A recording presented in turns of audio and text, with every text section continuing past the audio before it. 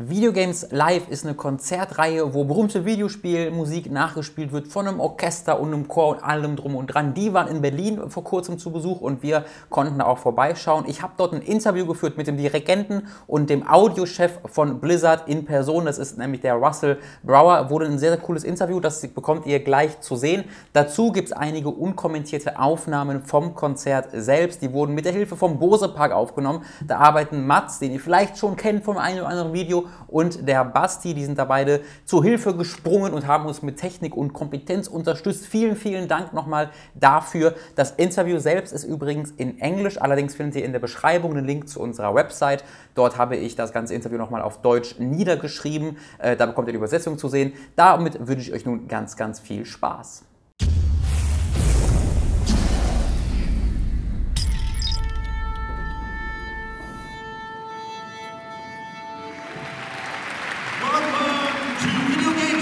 Berlin!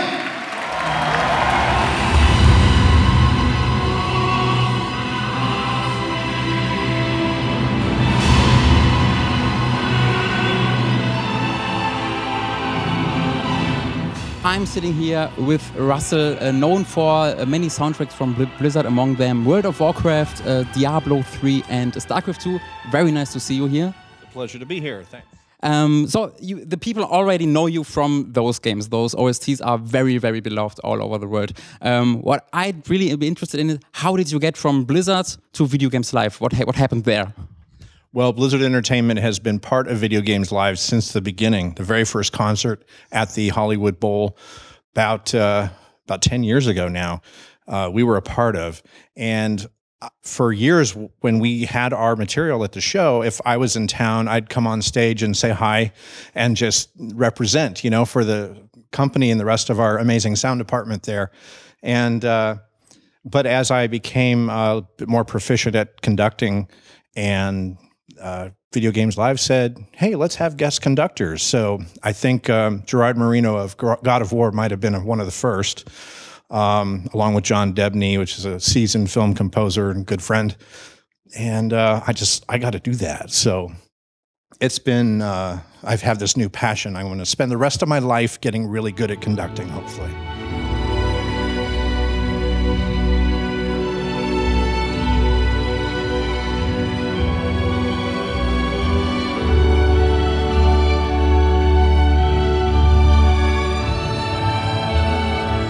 You are originally from the movie business, or from the TV business, more like. You are very much known for work on Looney Tunes, for example. So that's, I mean, not many people would choose to go from TV or like the little bit more standard Hollywood, in quotation marks, to video games. And was that a very conscious decision, or did this just somehow work out for you? I think whenever you work in an industry where art and commerce sort of converge, you have to be willing to reinvent yourself. So when I was younger, I always played video games and I loved them, but it didn't occur to me to work in the field. And one of the reasons was that the sound in the old days, it was just bleeps and bloops, and it wasn't that interesting.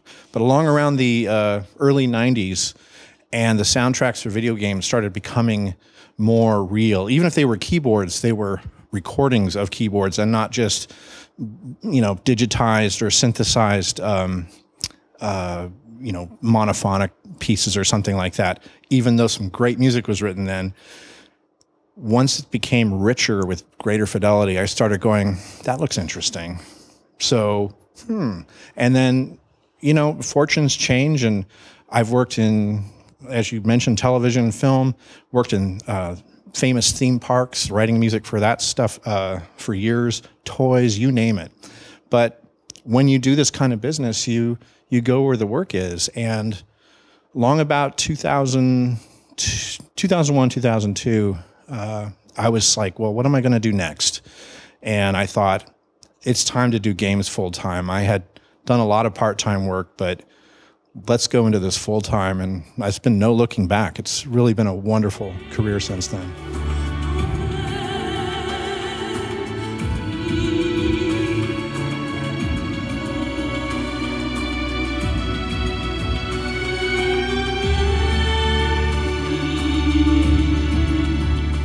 if if you had the decision, or if you had the possibility to focus your work or to work on one single franchise, on one game or franchise, and you could do whatever you want from it, you could really put yourself into it in an existing franchise, and that's not from Blizzard, obviously, what would that be? That's hard. I would say there's a commonality to the things that I am attracted to, and that is I love music that tells a story. And, you know, it's just a few notes and you know all about how you're supposed to feel and where you are, and a very clear picture is painted with the music. And so I think any project that has that kind of depth and that the music can increase the immersion, I'm attracted to. So as far as what's happening now, it's hard to say, and I'm not trying to be coy. I'm just thinking that there are certainly, I will tell you, games that, as I said, in the early 90s started making me feel this is worth keeping an eye on as a potential career path. And unabashedly, the Myst series really was one of the first that made me think, okay, this is becoming like art, and the music has depth. And by the third in the series, it became orchestral, and here we go. So we're here tonight, you know, to celebrate all these the music of all these different franchises. So a Myst Kickstarter by Russell soon to come. Yeah. Exclusively, people. I am very pleased to be working exclusively on Blizzard games, and as you mentioned earlier, I've had the honor of touching most of our franchises, but we're doing so much now, it's good to focus. So I've been focusing on World of Warcraft. So if your question had allowed a little more latitude, I would have said that I'm actually working on stuff I really enjoy right now, which is I'm the musical director for World of Warcraft, and spend most of my time focused on that, plus running the sound department, hopefully not into the ground.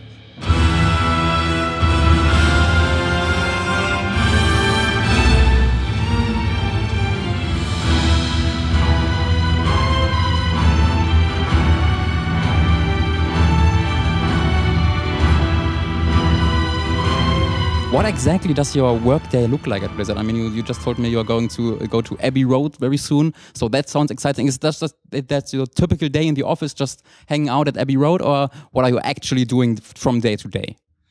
Well, I'd say more than half of my day-to-day work is working with this amazing sound team. There's 47 of us, I believe, and everything at Blizzard that makes a sound, makes a speaker move. It could be, of course, the games, but the cinematics, the trailers, the presence on the web, even internal films for training, how to use the new tools and things like that. Even the phone tree that you get when you call and type in, you know, who you want to talk to.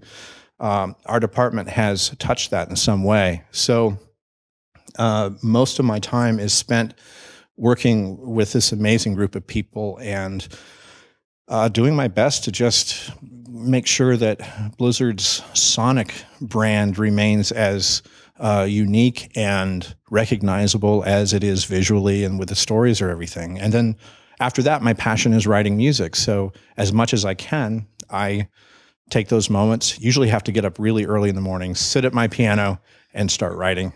So you're very much responsible for the overall direction of the audio design of the World of Warcraft series, especially. Well, someone has to at least break the ties. You know, if we can't decide, then someone has to make a call. I'll do that.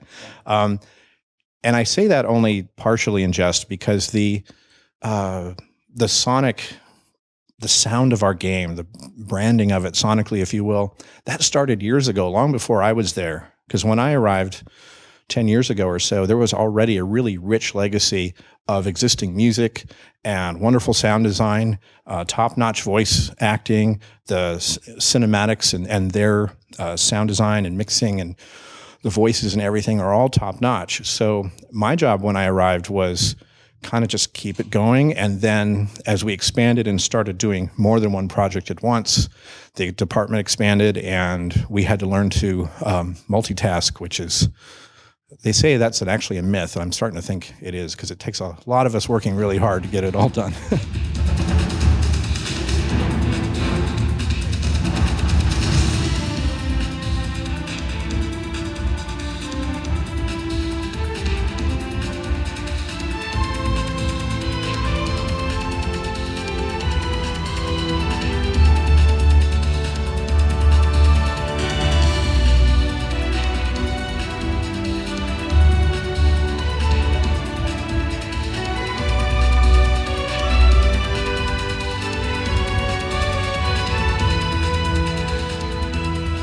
Do you feel like the appreciation for video game soundtracks did it get better during the last few years? Because I have the feeling I read more and more about video game music in common video game reviews, but there are more like articles concentrating, or there are more games concentrating on it. And I mean, this thing, Video Games Live, really shows that there's a big appreciation for the art. But did it actually grow during the last few years, or is it just a very subjective feeling of mine? I think you're right. I think it has grown, and there have been a number of mechanisms. One is the concerts, as we're here tonight to celebrate. Like when I was growing up, it was film scores or classical music, and if you were all geeked up on that stuff, you went to those shows, and these were like rock stars to me. And so it only seems natural to do this with video games now, and more you see. Like symphony orchestras, their audiences, they don't have as many people coming as they used to. They want to reach out to a younger audience, another group of people to come see their shows. So more and more of these symphonies are actually creating video game concerts in order to bring families back to the symphony. And that's something that just fills me with joy at these shows, is not to just see young people, but to see the whole family here together.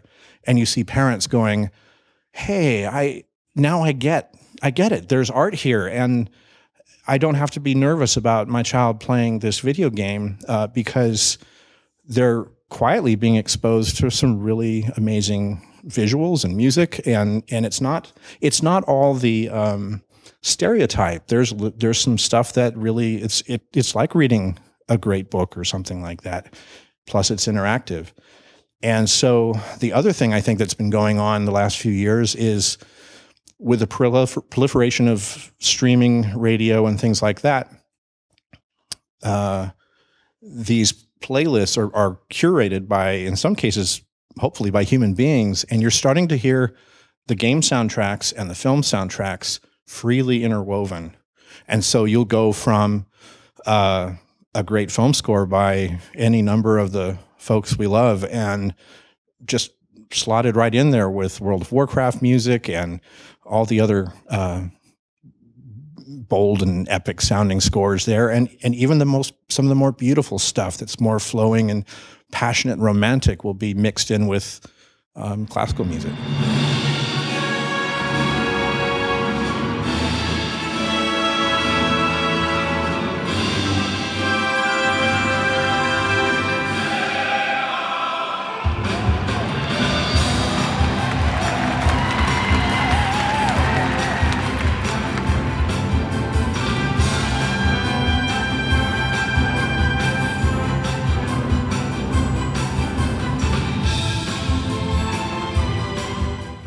Can you already speak about the future of Video Games Live? Are we going to see more concerts in the coming years, or is that just you don't really worry about the future right now, or do you already have plans for the future? Video Games Live is going strong. It plays upwards of 50-some shows a year, which is really amazing. It's in the Guinness Book of World Records for the longest running concert of its genre, and I don't see any end to that, and I'm really proud to be a part of that.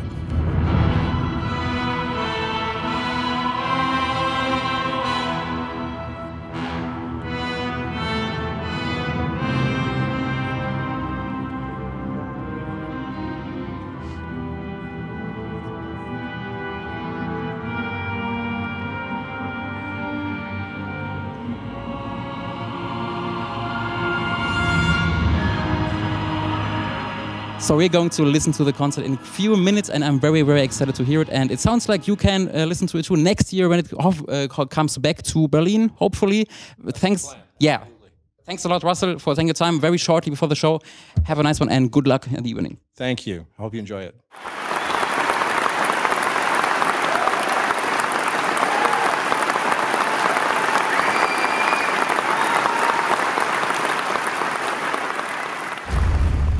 Das war unser kleines Video zu Video Games Live. Nochmal vielen, vielen Dank an den Mats und den Basti von Bose Park, die uns da unterstützt haben.